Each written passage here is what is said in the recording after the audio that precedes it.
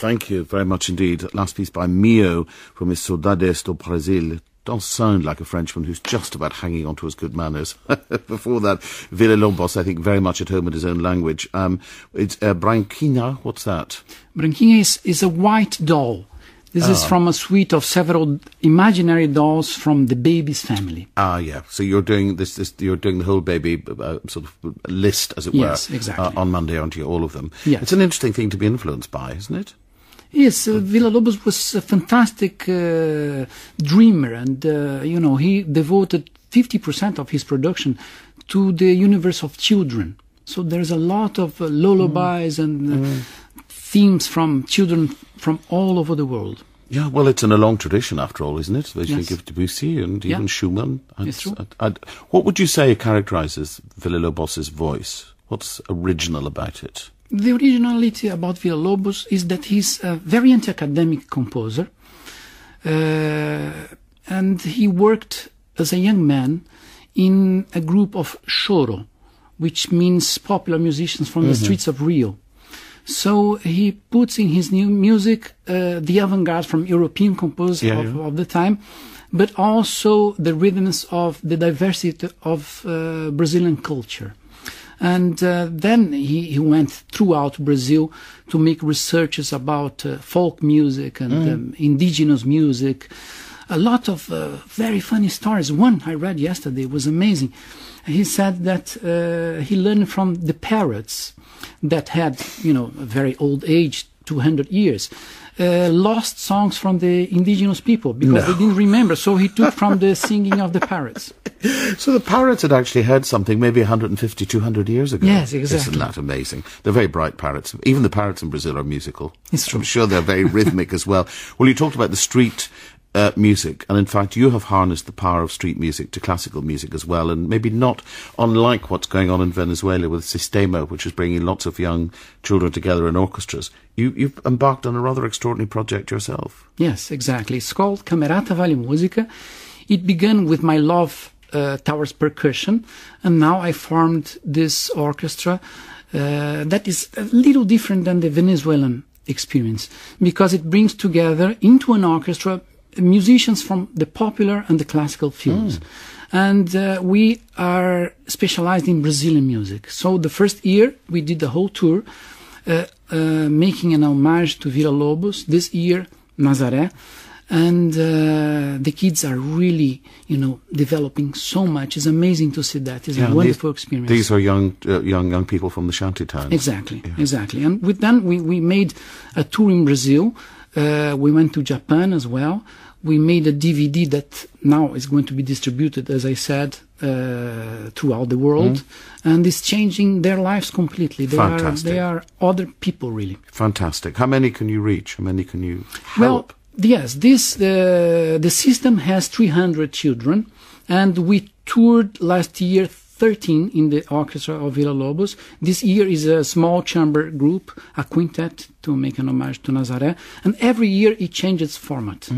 Well, I hope it goes from strength to strength. Well, look what happened in Venezuela. I think you could be onto something here as well. And absolutely. It does change people's lives. Completely. No doubt about that. It changes mine as well. Yeah, fantastic. So here's to the Camerata Vale Música and to Villa-Lobos as well. You talked about Nazareth. He's another great figure. You're going to play a little piece in a moment called Odeon, because he played in a cinema, didn't he? Exactly, and the name of the cinema was Odeon. He played in the waiting room of Cine Odeon, and everyone used to go to Cine Odeon, not to see the movie, but to listen to Nazaré playing at the waiting room. In fact, there is something that I didn't tell you, which is another extra concert tomorrow. At the ballroom of the Royal Festival Hall, I will be playing Nazaré at the close-up series of the South Bank. Oh, good. Okay, so you're at the bar. Yeah. You're at the bar. Yeah, exactly. You're your own little Odeon waiting room. Exactly. Royal Festival Hall tomorrow. There you are. If you're going to a concert, if you're going to the theatre, if you're even just walking along the bank buying books and things, go in and hear Marcelo. That'll be marvellous. But Nazareth, I think, was it Villa-Lobos said he was the true incarnation of the Brazilian musical soul, or who was that? He said that. Villa-Lobos said that. Yes, Villa-Lobos said that, and Darius Milhaud said to Villa-Lobos, after hearing the music of Nazaré, I finally understood the meaning of Brazilian soul. Yeah, Mio got it then. Yes. He did. Well, you're going to play a little Villa-Lobos. Again, which one is it? Is it from the... It's O Polichinello, which is the end Prolo of... de Bébé. Prolo de Bébé, number one. Number one. And before that, a little Odeon. Yes. A tribute to Ernesto Nazaret. Yes. Marcelo, thank you.